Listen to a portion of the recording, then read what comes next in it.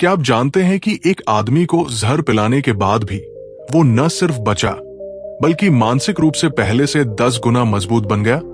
ये कहानी है उस बुद्ध की जिसने अपने मन की ऐसी ताकत दिखाई कि दुनिया की कोई ताकत उसे हरा नहीं सकी। अगर आप भी अपने मन को अजेय बनाना चाहते हैं तो ये कहानी सुनना आपके लिए जरूरी है। आओ बच्चों, आज तुम्हें एक ऐसी कहानी सुनाता हूं जो तुम्हारे दिल को छू जाएगी और तुम्हारा मन लोहे जैसा मजबूत कर देगी। बहुत वक्त पहले की बात है। भगवान बुद्ध, जिनके चेहरे पर हर वक्त शांति की एक गहरी परछाई रहती थी, वो एक गांव में पहुंचे थे। गर्मी का मौसम था, मिट्टी की गंध हवा में तैर रही थी और गांव के लोग उन्हें देखने को उमड़ पड़े थे।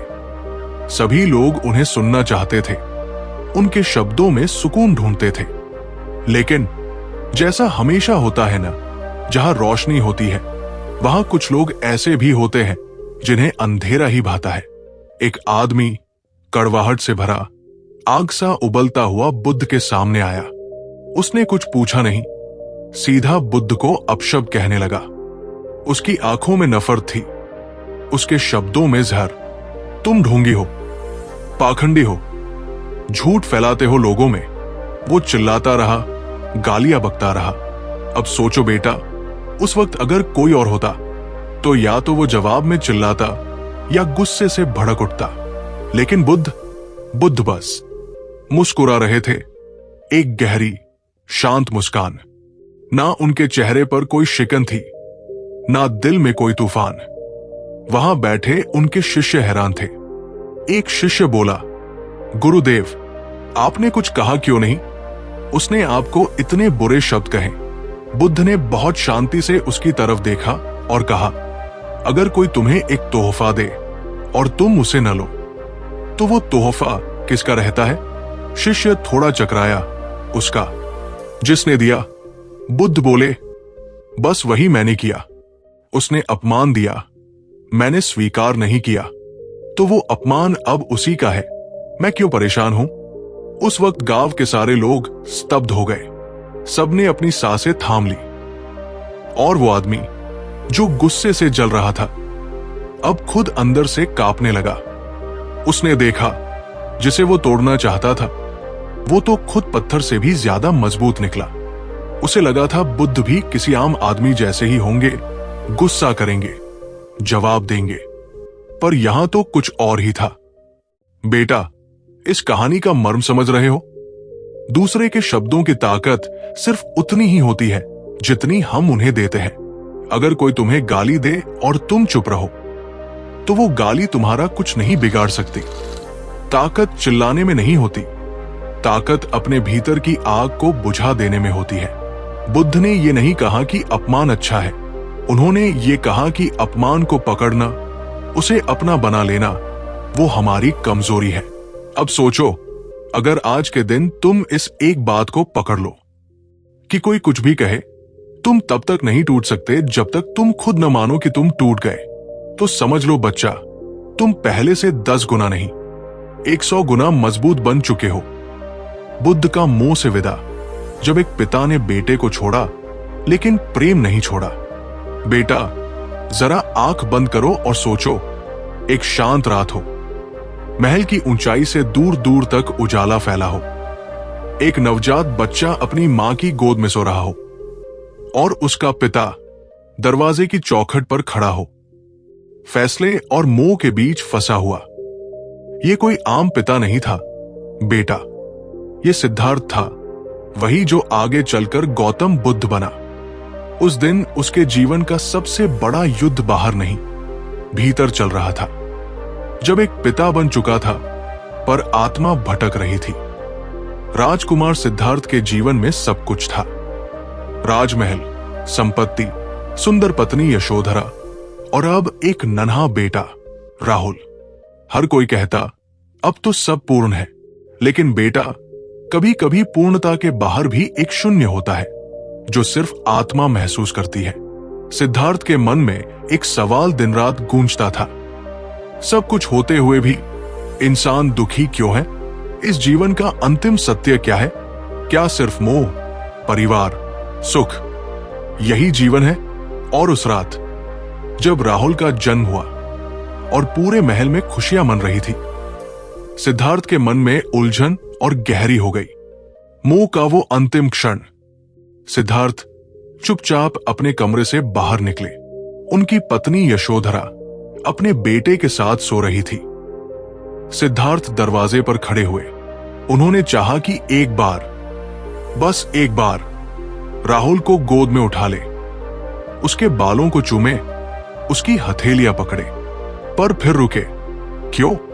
क्योंकि उन्हें पता था, अगर आज उन्होंने बेटे को गोद में उठा लिया तो फिर वो कभी जा नहीं पाएंगे। मोह जकड़ लेगा, प्रेम बांध लेगा, और फिर वो सत्य की तलाश कभी शुरू ही नहीं होगी। तो उन्होंने दूर से बेटे को देखा। मन में प्रेम उमड़ा, आंखें भीग गई, लेकिन पैर पथ पर चल पड़े।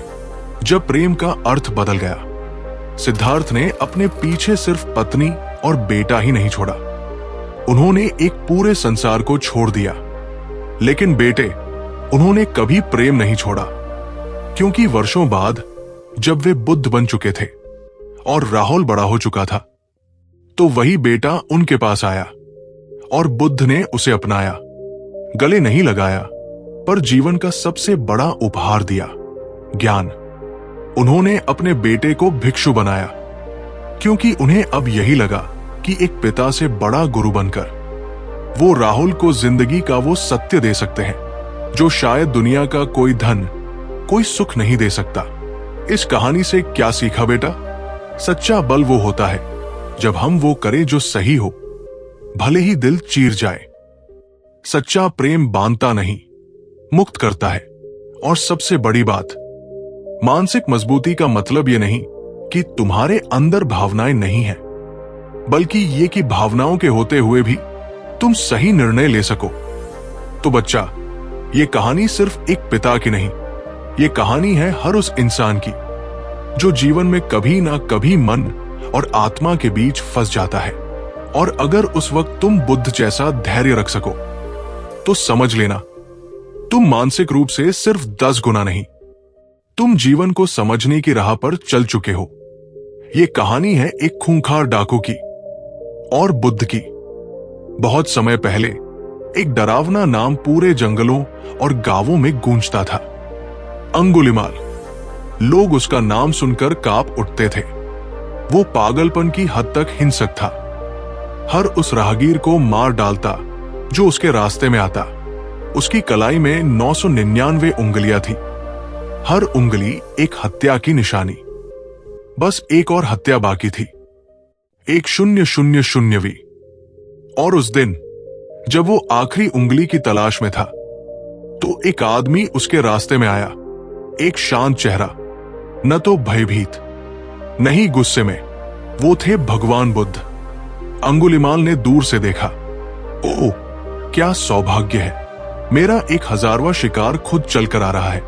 वो चिल्लाया, रुक जा, तू जानता नहीं मैं कौन हूं। बुद्ध चलते रहे, शांत, स्थिर, बिना किसी डर के।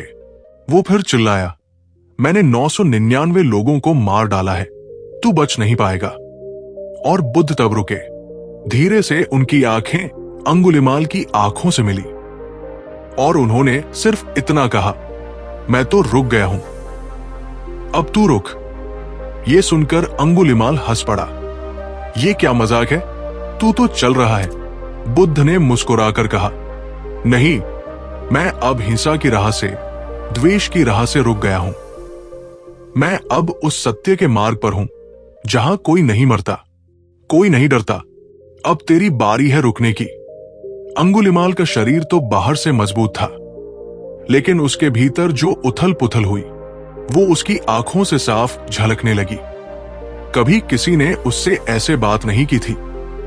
कोई उसके सामने कांपता था, डर से गिड़गिड़ाता था, पर ये इंसान, इसने न उसे डांटा, न मारा, न बदला लिया। इसने बस दया दिखाई। वो वही गिर पड़ा बुद्ध के चरणों में। वो रो पड़ा, क्या मैं बदल सकता हूं? बुद्ध ने हाथ बढ़ाया, अगर तू सच में रुकना चाहता है तो बदलना भी संभव है। वहीं से एक खूंखार हत्यारा एक शांत साधु बन गया। अब बेटा, जरा ठहर के सोचो, अगर अंगुलीमाल बदल सकता है तो क्या तुम खुद को थोड़ा सा नहीं बदल सकते? अगर तुम्हारे भीतर कोई गुस्सा, कोई पछतावा, कोई डर या हिंसा है तो उसे छोड़ना अभी भी संभव है। अगर तुम चाहो तो अभी से शुरू करो। 1 मिनट का मौन लो, अपनी आंखें बंद करो और अपने अंदर झांको। तुम क्या छोड़ सकते हो? किस चीज को आज रुकने देना चाहिए? याद रखो, मानसिक मजबूती का मतलब सिर्फ लोहा होना नहीं होता। कभी कभी आंसू बहाकर, घुटनों पर बैठकर खुद से माफी मांगना भी सबसे बड़ा साहस होता है। अंगुलीमाल अगर रुक सकता है तो कोई भी रुक सकता है, और रुककर ही तो हम फिर से चलना सीखते हैं सत्य की राह पर। यह कहानी थोड़ी अलग है। इसमें कोई डाकू नहीं, कोई अपमान नहीं, बल्कि इसमें है संघर्ष और सब्र। जब किसी के अपार दुख के सामने भी बुद्ध की करुणा अडिग रही। तो चलो सुनते हैं उस स्त्री की कहानी जो बेटे की लाश को लेकर बुद्ध के पास आई थी। बहुत समय पहले की बात है।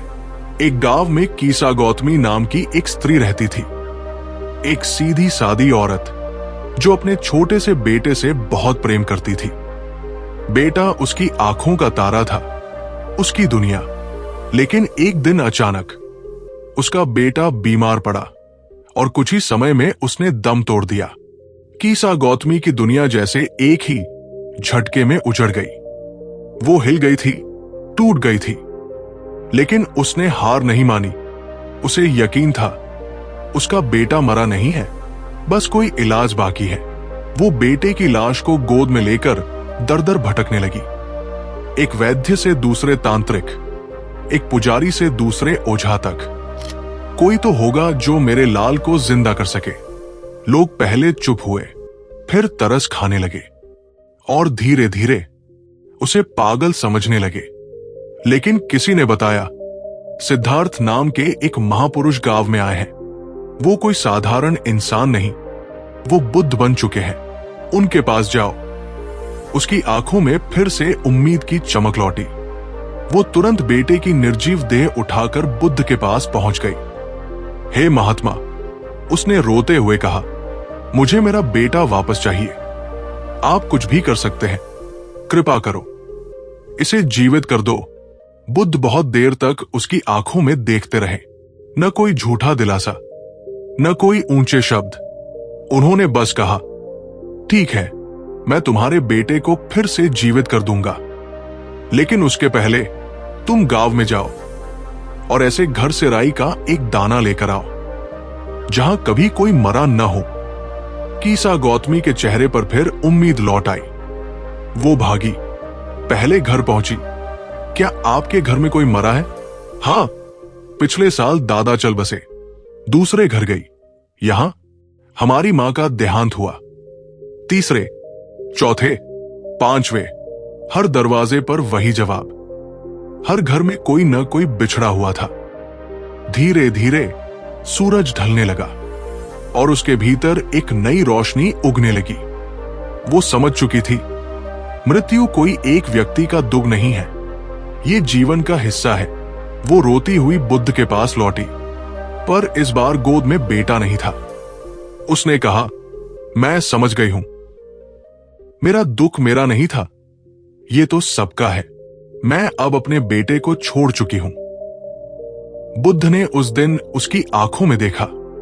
अब वहां आंसू नहीं थे, बल्कि समझ थी, शांति थी। अब बेटा, जरा ठहर के सोचो। कभी हम भी ना छोटी छोटी चीजों पर टूट जाते हैं। कभी कोई बिछड़ता है, कभी कोई सपना अधूरा रह जाता है, तो हम सोचते हैं कि बस हमारा जीवन ही सबसे ज्यादा दुखद है। पर अगर हम ध्यान से देखें तो हर इंसान किसी न किसी दुख को ढो रहा है। लेकिन बुद्ध बनने की राह वही पकड़ पाता है जो अपने दुख को व्यक्तिगत नहीं बल्कि सामूहिक समझने लगे।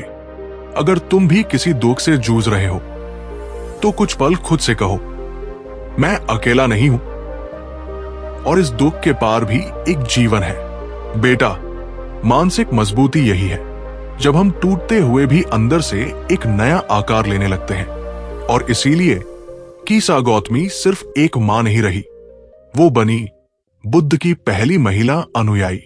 ये कहानी है उस क्षण की जब लोगों ने बुद्ध से तीखे सवाल किए, अपमान किया, गुस्से से भरे शब्द बोले, पर बुद्ध मुस्कुराते रहे, शांत रहे।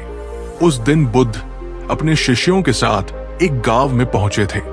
गांव के कुछ लोग उन्हें देखकर बहुत प्रसन्न हुए, लेकिन कुछ लोग ऐसे भी थे जिनके मन में द्वेष था। ये साधु हमारे बच्चों को भिक्षु बना रहा है, घर छोड़ने की शिक्षा देता है, हमारे कर्म कांडों का विरोध करता है। गांव के कुछ बुजुर्ग, पंडित और लोग जो अपनी मान्यताओं को ही सब कुछ मानते थे, उन्होंने तय किया कि वे बुद्ध को नीचा दिखाएंगे। बुद्ध गांव के चौराहे पर बैठे थे, ध्यानमग्न, शांत। तभी कुछ लोग पास आए और शुरू हो गया अपशब्दों का तूफान। ढोंगी, पाखंडी, भागा हुआ राजकुमार, दिखावा करता है ज्ञान का। वे चिल्ला रहे थे, गाली दे रहे थे। उनकी आंखों में क्रोध था, आवाज में जहर। पर बुद्ध बिल्कुल शांत। उन्होंने सिर तक नहीं उठाया, चेहरे पर वही सौम्यता, वही शांति। पास खड़े शिष्य घबरा गए। एक बोला, भगवान, आप कुछ बोलते क्यों नहीं? ये आपका अपमान कर रहे हैं। बुद्ध ने धीरे से आंखें खोली और उस समूह की ओर देखा। न गुस्सा, न पीड़ा, बस करुणा। उन्होंने एक कहानी सुनाई। मान लो किसी ने तुम्हें कोई उपहार देना चाहा, लेकिन तुमने वो उपहार लेने से मना कर दिया, तो वो उपहार किसके पास रह जाएगा?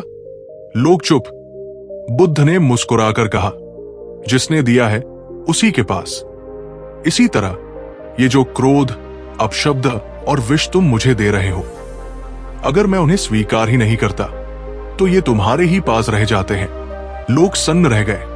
अब बेटा, जरा सोचो, हमारे साथ क्या होता है अगर कोई हमें कुछ बुरा कह दे तो हम तड़प उठते हैं, गुस्से में जलने लगते हैं, दिन भर वही सोचते हैं, उसने ऐसा कैसे कह दिया? क्यों? क्योंकि हमने वो उपहार ले लिया। हमने वो गुस्सा, वो अपशब्द अपने भीतर उतार लिए।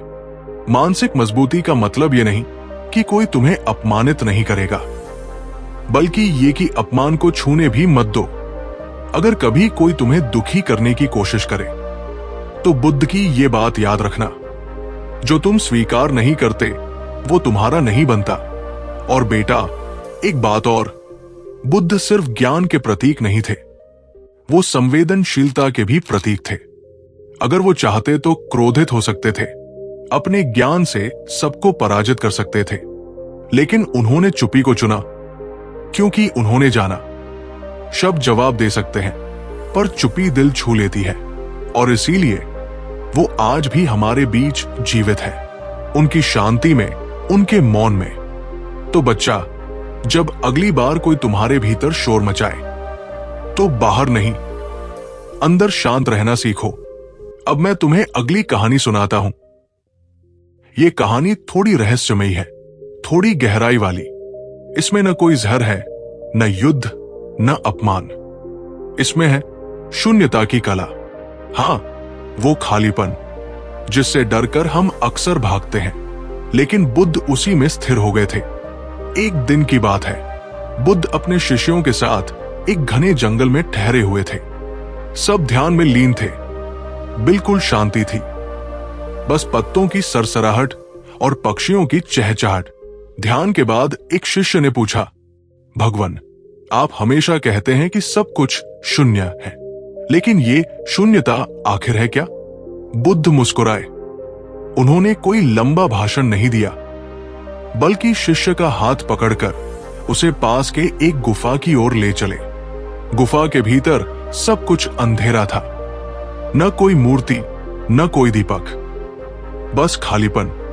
बुद्ध बोले, देखो यहां क्या है? शिष्य बोला, कुछ नहीं है। बुद्ध बोले, यही है शून्यता। ये कुछ नहीं, ये तो सब कुछ है। शिष्य उलझ गया, मैं समझा नहीं प्रभु। बुद्ध फिर बोले, बिल्कुल वैसे ही जैसे एक बर्तन उसकी खाली जगह के कारण उपयोगी होता है। हमारा मन भी तभी स्पष्ट होता है जब उसमें विचारों का शोर न हो। शून्यता का अर्थ है भीतर कुछ न होना, न लालच, न डर, न पछतावा, बस एक खुली जगह जहां जीवन बह सके। शिष्य चुप रहा, पर अब उसकी आंखों में गहराई थी। बुद्ध ने कहा, जब मन खाली होता है तभी उसमें सच्चा ज्ञान उतरता है, जैसे शांत झील में ही चांद की परछाई दिखती है। अब बच्चा, जरा तू सोच, हमारा मन कितना भरा हुआ रहता है, कभी गुस्से से, कभी चिंता से, कभी बीते हुए पछतावे से, तो कभी भविष्य की आशंकाओं से। और हम कहते हैं शांति नहीं मिलती। भला मिले कैसे? अगर तुम्हारा कमरा गंदगी से भरा हो तो तुम उसमें आराम कैसे करोगे? मन को भी रोज साफ करना पड़ता है, विचारों का झाड़ू लगाना पड़ता है, तभी शून्यता आती है। तो आज की रात जब सब सो जाए, तू बस चुपचाप बैठकर अपनी आंखें बंद कर और धीरे से सोच, क्या मैं अपने मन का कमरा साफ कर सकता हूं? बस शांति से सांसें लो। जो भी विचार आए उन्हें आने दो, जाने दो, न पकड़ो न भागो, बस देखो, यही शुरुआत है शून्यता की। बुद्ध कहते थे, शून्यता कोई डरावनी चीज नहीं है, वो तो तुम्हारे भीतर छुपा हुआ आकाश है, जहां सब कुछ जन्म ले सकता है और सब कुछ मुक्त भी हो सकता है। तो अगली बार जब अकेलेपन से डर लगे तो याद रखना, तुम अकेले नहीं हो, तुम बस अपने पास हो। एक ऐसी सच्ची बात जो अक्सर हम अनदेखा कर देते हैं। ये कहानी बताती है कि दूसरों को समझने से पहले खुद को समझना जरूरी है, और जब तक हम खुद को नहीं जानते, हम दूसरों के दुख, क्रोध या भ्रम को भी नहीं समझ सकते। एक दिन की बात है, बुद्ध अपने कुछ शिष्यों के साथ यात्रा कर रहे थे। सूरज की गर्मी तेज थी, रास्ता लंबा था, और चलते चलते एक थकाहारा वृद्ध भिक्षु उनकी टोली से बहुत पीछे रह गया। वो भिक्षु धीरे धीरे कदम बढ़ा रहा था, कभी रुकता, कभी बैठता, सांसें फूली हुई थी, शरीर कांप रहा था। शिष्यों ने पीछे मुड़कर देखा और कहा, यह वृद्ध अब हमारे साथ नहीं चल पाएगा, इसे तो यही छोड़ देना चाहिए प्रभु। लेकिन बुद्ध रुक गए।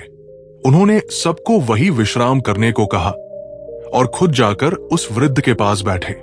धीरे से उसका हाथ थामा, उसकी आंखों में देखा। वहां थकावट थी, पर एक गहरी इच्छा भी थी, मैं भी मंजिल तक पहुंचना चाहता हूं। बुद्ध ने शिष्यों से कहा, अगर कोई एक कमजोर साथी के कारण रास्ता धीमा हो जाए तो तेज चलने वाले थोड़ी देर रुक सकते हैं, लेकिन अगर हम पीछे छूटे हुए को ही छोड़ दें तो फिर किसके लिए बुद्धत्व? फिर उन्होंने वृद्ध भिक्षु के कंधे पर हाथ रखा।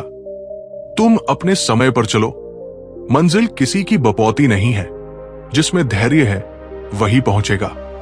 बुद्ध ने उसका बोझ खुद उठाया और पूरी टोली ने उसी वृद्ध की गति से यात्रा जारी रखी। अब बच्चा, जरा ध्यान दे, हम भी ना जीवन की दौड़ में जब आगे बढ़ने लगते हैं तो अक्सर भूल जाते हैं पीछे छूटे हुए लोगों को। कभी परिवार में, कभी दोस्तों में, कभी खुद अपने भीतर की किसी टूटी हुई परत को। हम दूसरों पर चिल्लाते हैं, तू समझ क्यों नहीं रहा, तू ऐसा क्यों है, तू बदल क्यों नहीं जाता। पर क्या हम खुद को कभी देखते हैं? क्या हम अपने अंदर के थके हुए भिक्षु को पहचानते हैं? वो हिस्सा जो डरता है, जो थका हुआ है, जो बार बार गिरता है पर फिर भी चलना चाहता है। अगर तुम वाकई दूसरों को समझना चाहते हो तो पहले खुद के भीतर उतर कर देखो। कभी अपने आप को चुपचाप सुनो, क्यों क्रोध आता है, क्यों डर लगता है, फिर देखना दूसरे तुम्हें अलग नजर आएंगे। बुद्ध के शिष्य बाद में कहते हैं, प्रभु, आपने हमें चलना नहीं सिखाया, आपने हमें रुकना सिखाया, और वहीं से हमारी यात्रा शुरू हुई। बेटा, कभी कभी सबसे बड़ी समझ होती है खुद को स्वीकार करना और फिर दूसरों को वो जगह देना जो हम खुद को भी नहीं दे पाए थे। तो अगली बार जब कोई तुम्हें थका हुआ, परेशान या अधूरा लगे तो उसे मत धकेलो, बल्कि खुद से पूछो, क्या मैं भी कभी ऐसा ही था? और बस इतना सा कर लोगे तो समझ लो बुद्ध तुम्हारे भीतर मुस्कुराने लगे हैं। अब सुनो अगली कहानी।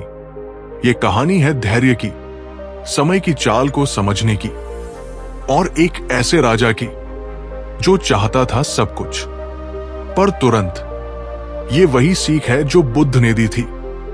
सही चीज अगर समय से पहले मिले तो वो भी पीड़ा बन जाती है। बहुत समय पहले की बात है। एक समृद्ध राज्य में एक राजा था। युवा, बुद्धिमान, पर बहुत अधीर। उसे अध्यात्म की लगन थी। वो ज्ञान चाहता था, पर एक शर्त पर। अब और अभी उसे किसी ने बुद्ध की महिमा बताई। राजा ने कहा, उन्हें बुलाओ मेरे दरबार में, मैं उनसे ज्ञान लेना चाहता हूं। संदेश भेजा गया, लेकिन बुद्ध ने लौटाकर एक ही वाक्य भेजा, ज्ञान लेने के लिए राजगद्दी नहीं, धैर्य चाहिए। राजा चौंका, पर रुका नहीं। खुद बुद्ध के पास पहुंच गया, सादा वस्त्र पहनकर, शिष्यों की तरह हाथ में भिक्षा पात्र लेकर। बुद्ध ने देखा और मुस्कुराए। राजा ने कहा, भगवन, मैं सब कुछ त्यागने को तैयार हूं, बस आप मुझे सत्य का अनुभव करवा दीजिए, तुरंत। बुद्ध ने कहा, तो ठीक है, चलो मेरे साथ। राजा प्रसन्न हो गया। सोचा, शायद अब वो कोई दिव्य ज्ञान देगा, कोई रहस्यमय मंत्र सिखाएगा। लेकिन बुद्ध उसे लेकर एक तालाब के किनारे पहुंचे। बोले, इस शांत जल में देखो, क्या दिख रहा है? राजा ने झांक कर देखा, कुछ नहीं, पानी गंदला है। बुद्ध बोले, अब बस बैठो और इंतजार करो। राजा बैठा रहा। 5 मिनट, 10 मिनट, आधा घंटा। फिर बुद्ध ने दोबारा कहा, अब देखो क्या दिखता है? राजा ने झांका और बोला, अब मैं अपना चेहरा साफ साफ देख पा रहा हूं। पानी शांत हो गया है। बुद्ध ने आंखों में देखकर कहा, बस यही है ज्ञान। अगर तुम तालाब को हिलाते रहोगे तो कभी अपनी ही छवि नहीं देख पाओगे। ज्ञान तुम्हारे भीतर है, बस मन की मिट्टी बैठने दो, शांति आने दो और समय को अपना काम करने दो। अब बेटा, जरा रुक के सोच, हम भी उस राजा की तरह तो नहीं? हर चीज तुरंत चाहिए, चाहे शांति हो, सफलता हो, ध्यान हो या प्रेम। सोचते हैं 2 दिन ध्यान किया पर मन शांत क्यों नहीं हुआ? कुछ किताबें पढ़ी पर जीवन बदला क्यों नहीं? सब कुछ कर रहा हूं फिर भी बेचैनी क्यों है? क्यों? क्योंकि भीतर का तालाब अब भी हिल रहा है। हम रुकना ही नहीं चाहते, बस भागे जा रहे हैं। बुद्ध की ये कहानी यही सिखाती है। कुछ अनुभवों को पकने में वक्त लगता है। अगर तुम फूल से उसकी कली को जबरदस्ती खोलोगे तो वो टूट जाएगा, खिलेगा नहीं। धैर्य, यही सबसे बड़ा तप है। बुद्ध ने कहा था, अधीर व्यक्ति का मन भ्रम से भरा होता है और भ्रम में डूबा मन कभी सत्य को नहीं देख सकता। तो बेटा, जब कभी बेचैनी बढ़े तो बुद्ध की वो मुस्कान याद करना, जब वो तालाब की ओर इशारा करते हैं और कहते हैं, शांत हो जाओ, समय काम कर रहा है। एक ऐसी घटना जो हमें सिखाती है कि असली ज्ञान क्रोध और लालच से ऊपर उठकर आता है। बुद्ध के समय में एक अमीर व्यापारी था जो बहुत समृद्ध था, लेकिन अपने धन को लेकर हमेशा चिंता और लालच में डूबा रहता था। उसने सुना था कि बुद्ध बहुत बड़ा ज्ञानी है। उनके पास आकर उसने सोचा कि अपनी चिंता का हल वह यही पाएगा। जब वो बुद्ध के पास गया तो उसने घमंड से कहा, मैं इतना धन लेकर भी शांति नहीं पा रहा, बताओ क्या रास्ता है जिससे मैं मन की स्थिरता पा सकूं। बुद्ध ने उसे एक साधारण सवाल दिया, क्या तुम पानी में अपनी परछाई देख पाते हो या उसे उछालने की कोशिश करते हो? व्यापारी को यह सवाल समझ में नहीं आया और वह चिढ़ गया। उसने कहा, यह कैसा सवाल है? मैं अपने धन को संभालने की बात कर रहा हूं, परछाई की नहीं। बुद्ध ने मुस्कुराते हुए कहा, ठीक है, मैं तुम्हें बताता हूं। जब तुम्हारा मन लालच और क्रोध से भरा होगा तब तुम पानी की तरह अशांत रहोगे। जब मन शांत होगा तभी तुम अपनी परछाई साफ देख पाओगे। पर जब तुम क्रोध और लालच के झटकों से खुद को हिलाओगे तो मन स्थिर नहीं होगा। व्यापारी ने उस दिन पहली बार समझा कि बाहरी धन की दौड़ में मन को स्थिर रखना ही असली धन है। उसने बुद्ध से कहा, अब मैं समझ गया हूं, धन तो मेरा बाहरी हिस्सा है, असली समृद्धि मेरे मन की शांति है। बुद्ध ने कहा, जब मन शांत होगा तभी संसार की कोई भी चीज तुम्हें हिला नहीं पाएगी। अपने भीतर की समृद्धि को बढ़ाओ। ये कहानी हमें याद दिलाती है कि चाहे हमारे पास कितना भी धन हो, अगर मन स्थिर और शांत नहीं है तो सब कुछ व्यर्थ है। असली शक्ति और समृद्धि हमारे अंदर की मानसिक स्थिरता में है, और इसे पाने के लिए हमें अपने क्रोध और लालच को पहचान कर उनसे ऊपर उठना पड़ता है। इसलिए बेटा, जब भी कभी तुम्हारे मन में जलन, गुस्सा या लालच आए तो उसे पहचानो और बुद्ध की उस बात को याद करो। मन शांत हो तो सब कुछ संभव है। ये कहानी है साहस और अडिग विश्वास की, जो हमें सिखाती है कि चाहे जिंदगी में कितना भी बड़ा संकट आए, अगर हमारा मन मजबूत और अटल हो तो हमें कोई हरा नहीं सकता। बुद्ध जब ध्यान में थे तब एक बार एक ऐसा समय आया जब उन्हें जहर पिलाया गया। एक राजा या कोई शिकारी नहीं, बल्कि एक ऐसा व्यक्ति जिसे बुद्ध ने कभी चोट नहीं पहुंचाई थी, उसने उनके भोजन में जहर मिला दिया। जहर इतना ताकतवर था कि आम आदमी तो उसकी एक बूंद से ही मर जाता, लेकिन बुद्ध ने न तो डर दिखाया न ही घबराए। उनके आसपास बैठे शिष्य घबराए हुए थे, उनकी आंखों में चिंता थी, पर बुद्ध ने शांति से सबको समझाया कि जहर केवल शरीर को प्रभावित कर सकता है, लेकिन उनका मन, उनकी आत्मा पर उसका कोई असर नहीं होगा। बुद्ध ने बताया कि मानसिक शक्ति और आंतरिक शांति ऐसी चादर है जो किसी भी विष, किसी भी दुख को छू तक नहीं सकती। वे कहते थे कि जब तुम अपने मन को विष से मुक्त रखोगे, जब तुम अपने भीतर के डर और क्रोध को छोड़ दोगे, तो जहर भी तुम्हें छू नहीं पाएगा। और यही हुआ। जहर उनके शरीर को क्षणिक तकलीफ जरूर पहुंचा, पर उनके मन को वो स्पर्श भी नहीं कर सका। बुद्ध की ये घटना हमें बताती है कि मानसिक रूप से मजबूत बनना केवल बाहरी घटनाओं का सामना करना ही नहीं, बल्कि अंदर से टूटने न देना है। जब हमारे मन में अडिग विश्वास और शांति होती है तो हम हर कठिनाई को पार कर सकते हैं। जैसे बुद्ध ने जहर को भी अपने भीतर प्रवेश नहीं दिया, वैसे ही हमें भी अपने मन को नकारात्मकता, घृणा और भय से बचाना है। ये कहानी हमें प्रेरणा देती है कि कभी भी खुद की शक्ति को कम मत समझो। बेटा, याद रखना, जब भी जीवन में कोई मुश्किल आए तो अपने भीतर के बुद्ध को जगाओ। खुद से कहो, मैं मानसिक रूप से पहले से 10 गुना मजबूत हूं, कोई मुझे हरा नहीं सकता। और फिर देखना कैसे हर विष, हर चुनौती तुम्हारे लिए सिर्फ एक छोटी सी परीक्षा बनकर रह जाती है। अगर ये कहानी आपके दिल को छू गई हो, अगर आप भी मानसिक रूप से पहले से 10 गुना मजबूत बनना चाहते हैं, तो इस वीडियो को अभी शेयर कीजिए ताकि ये संदेश उस तक भी पहुंचे जो आज अपने भीतर टूटा हुआ महसूस कर रहा है। और हाँ, ऐसी ही और कहानियां सुनते रहने के लिए चैनल को सब्सक्राइब जरूर करिए, क्योंकि अगली कहानी आपके जीवन की दिशा बदल सकती है। धन्यवाद।